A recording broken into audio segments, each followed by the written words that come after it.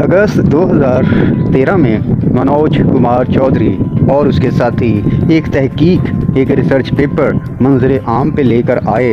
उन्होंने उसमें यह कहा कि अल्सर के मरीज़ों को जहां ओमेप्राज़ोल खिलाया जाता है उससे ज़्यादा बेहतर है कि अगर उन्हें मोरिंगा की जड़ और उसकी छाल का जो एक्सट्रैक्ट है वो खिलाया जाए। इससे ज़्यादा बेहतर तौर पर उनके जो अल्सर की तेज़ाबियत है उसमें रिकवरी मिलेगी, तेज़ाबियत कम होगी और उन्हें इससे खातिर-ख़्वाह फ़ायदा होगा। उन्होंने एक स्टडी मॉडल को डिज़ाइन किया।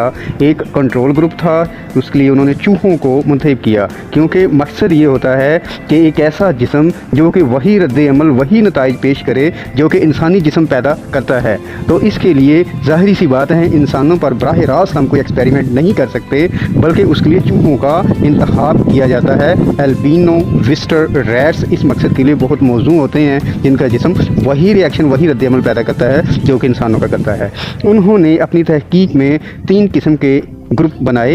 एक चूहों का वो ग्रुप था जो कंट्रोल था, नॉर्मल था, और एक वो था जिसको मोरिंगा खिलाया जाता था। नॉर्मल ग्रुप जो था चूहों का जिनमें पेट का अल्सर पैदा किया गया था मुख्तलिफ तरीक़ों से, उनको उस नॉर्मल ग्रुप को वो ओमेप्राज़ोल खिलाते थे। 15 दिन तक मुसलसल खिलाते रहे ओमेप्राज़ोल प्लस नॉर्मल सेलाइन, यानी पानी में अगर नमक जो है 0.9% हल करे तो वो नॉर्मल सेलाइन बन जाता है। तो वो नमक और ओमेप्राज़ोल से एक कंट्रोल ग्रुप का इस तरह ट्रीट कर रहे थे, जबकि दूसरे ग्रुप को मोरिंगा ओलिफेरा यानी पौधा जो सुहांजना है उसकी छाल और उसकी जड़, इनका जो एक्सट्रैक्ट है वो खिलाते रहे। 15 दिनों के बाद तमाम तर मटीरियल मेथड्स, तमाम तर मेथोडोलॉजी और उन्होंने ये नतीजा अखज़ किया, कंक्लूड किया कि जो चूहे नॉर्मल थे और ओमेप्राज़ोल खा रहे थे और नॉर्मल सेलाइन से उनका ट्रीटमेंट किया जा रहा था, उनसे ज़्यादा बेहतर जो रिज़ल्ट थे वो दूसरे ग्रुप में थे जो मोरिंगा